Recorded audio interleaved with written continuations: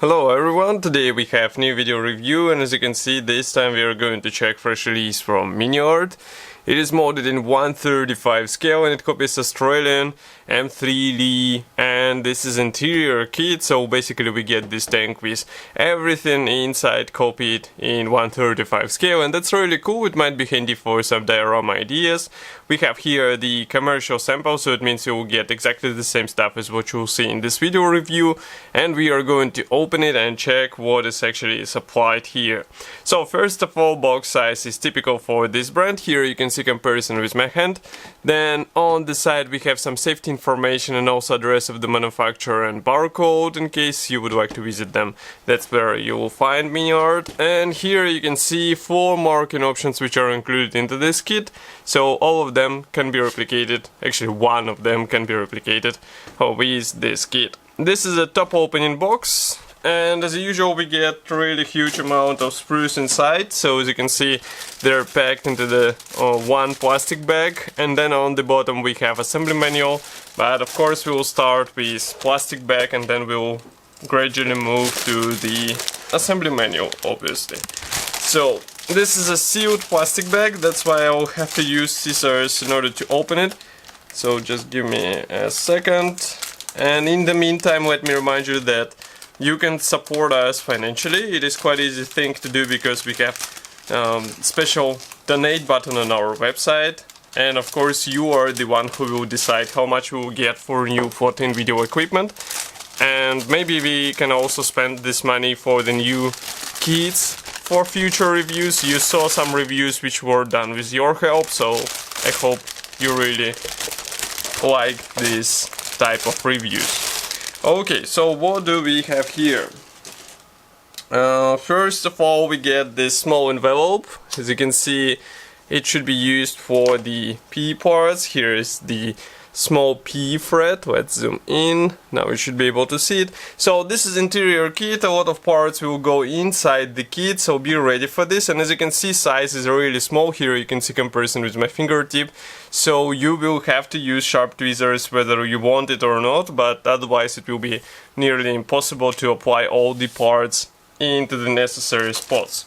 Next we go on with this plastic bag. So again I'm going to use scissors in order to open it. Okay. So as you saw, we had the clear sprue and also the Decal Sheet. So first of all is the clear sprue. Here it is.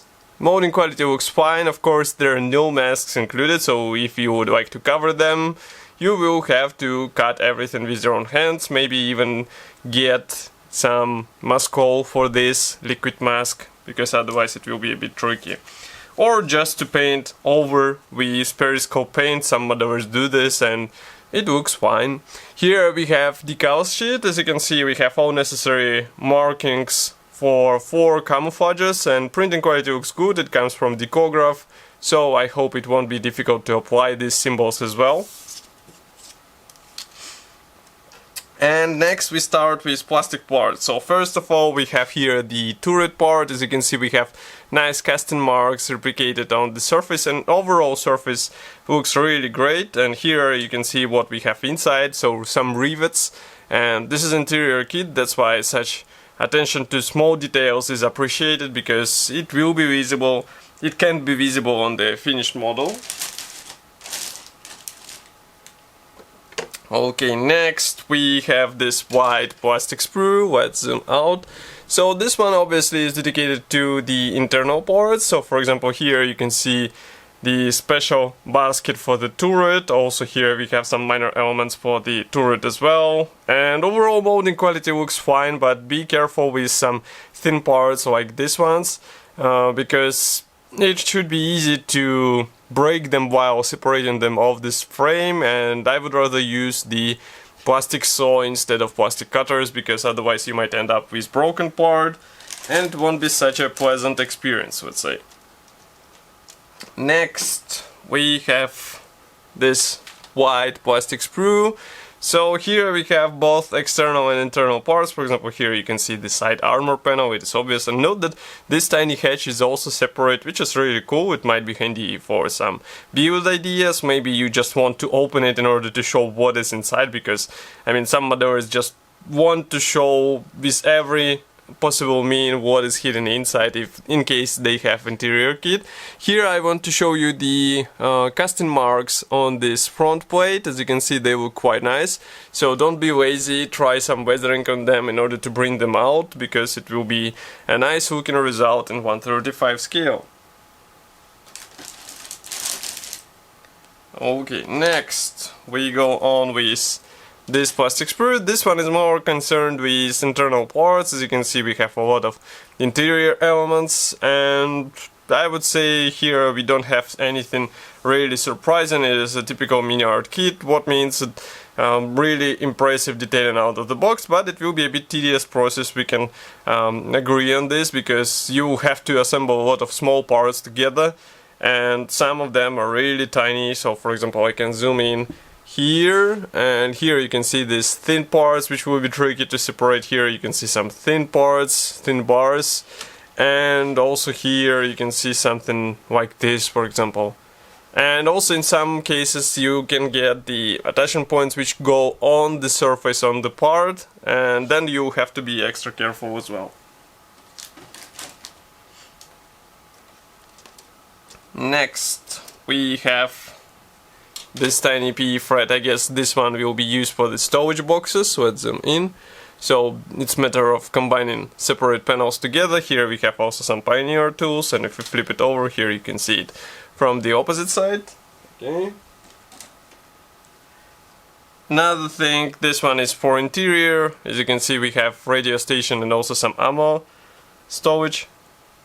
Again, it looks great, and some modders will appreciate that we have everything molded as a one-piece part. You won't have to attach a single disc into each slot, but some modders won't be happy about this, because you get only this appearance out of the box. You won't be able to modify it, for example, to remove several discs from the middle, or, I mean, to bring some realism to this part. Okay, next we go on with hull parts. So again, these are separate hull panels.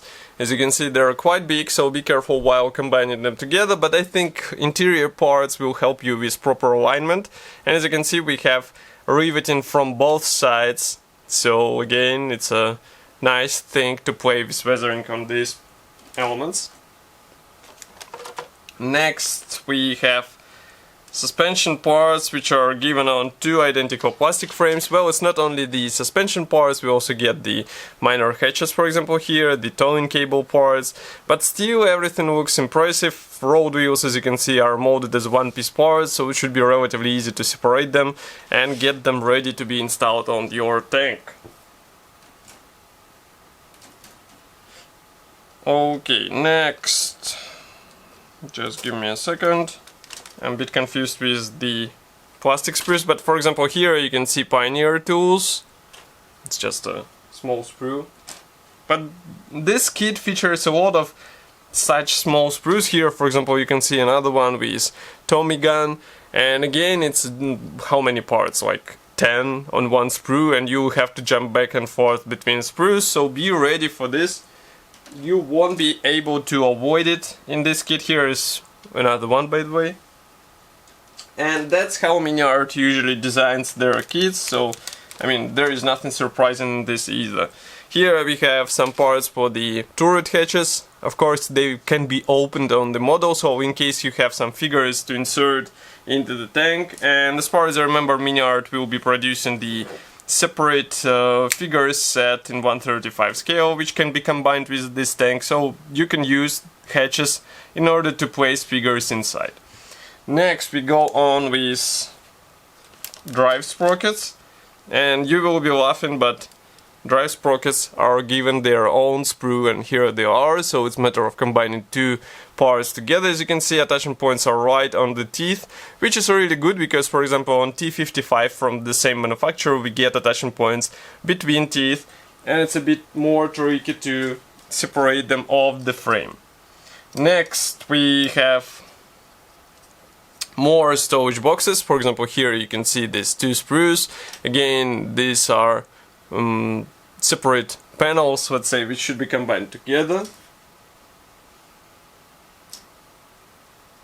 Okay, next, I mean, M3 is famous for its complex suspension. There are separate bogies, so that's why we have these 6 frames of the same type, and again it will be a bit tedious process. It is like this on every M3 and M4. You can't avoid it unless you are willing to sacrifice with detailing of your kit. So that's why you have to glue all these parts together. And overall molding quality looks fine. We have even some casting marks on the parts, which is really cool. And I mean, it is possible to bring it out with painting and weathering techniques, so some modders will use it for sure. Okay, next we have rolled wheels, and rolled wheels are supplied on 4 plastic frames. Here is one. So as you can see here, we have to combine this part together with this one. Here you can see them from the opposite side. And again, everything looks fine. Of course, the rubber part will have to be painted on the rim, so it's better to use the sharp pointed brush, because otherwise it will be really tricky to do it.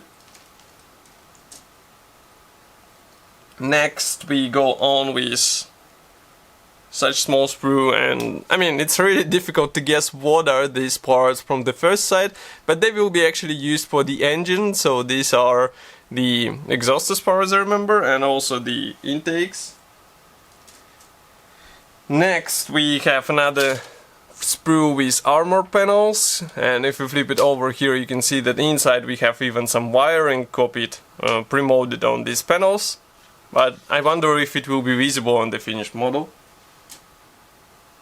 And of course we get 2 sprues with various armament. It will be placed inside the tank, obviously. Next, another stowage box, but we saw this one before. And this kit features workable tracks, as far as I remember, so that's why we have how many? 1, 2, 3, 4, 5, 6, so 12 sprues, as you can see, only with trackpad parts. And that's not all. I mean, if you think that's just a matter of combining the trackpads together, no. You also have to use the side teeth, which are provided in this separate plastic bag, and that will be a really time-consuming process, but I mean, if you want to get a more or less convincing detailing, then that's the only way, unless you want to invest into the metal parts, which are even more tedious and time-consuming. Here we have the side skirts. These are specific for the British version. As you can see, they're molded as a large one-piece parts. Here you can see what we have inside. Next we go on with minor frames. For example, here we have exhausts, and one more frame with the towing hook, and one more with various minor additions for this kit. Okay.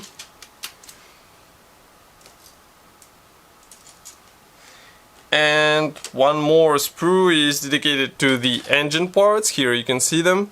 And engine should be really detailed on this model, so I would recommend to think how to expose it on the finished kit. Here you can see it, it's a radial engine, as you remember. Here we have some minor elements for the engine compartment.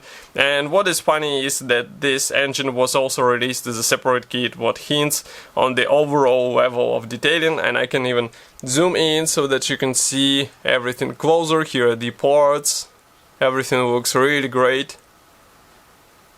Maybe it is possible to assemble this engine and display it on some separate stand. It will be up to you, and then, I mean, you can display it close to the tank, but I would rather recommend to show it in the tank, because it will have a better influence and impression, let's say.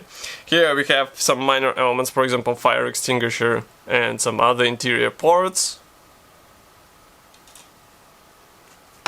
And the last grey plastic sprue is dedicated to the main hull panels. As you can see, these are large panels which should be glued together. Nothing special, everything looks fine. And here you can take a look from the opposite side. Okay. And next we have the assembly manual. So assembly manual is finished in typical Miniart style. It means the color printed brochure with short list of the features. Here you can see them. And it means workable tracks, also detailed engine, fully detailed fighting compartment, driver compartment, all hatches can be opened, PE parts included and clear parts included, so, and 4 marking options of course. Here for example you can see the first one, it comes from Australian Army 1942-1943, and also here we have parts map. So, as usual, Miniart does not show which parts won't be used, so be careful when you use the right parts. Assembly process starts with interior, obviously. Here we assemble the drive box or drivetrain, and next we continue with fighting compartment. We install various minor elements, and then we start working on the hull walls, side walls, and here we start working on the engine. So note how many steps should be done in order to get the engine into the engine compartment, and that's not all. Next you continue to add various piping and tubing to this power plant, and that's really cool. I mean, I'm impressed how it looks here. So that's why I recommend to assemble it in the vehicle, and manufacturer offers to open the rear doors, so basically engine will be visible through these doors. Here we continue with various fighting compartment devices, for example radio station and some other stuff. Here we have the main gun, which should be really detailed as well.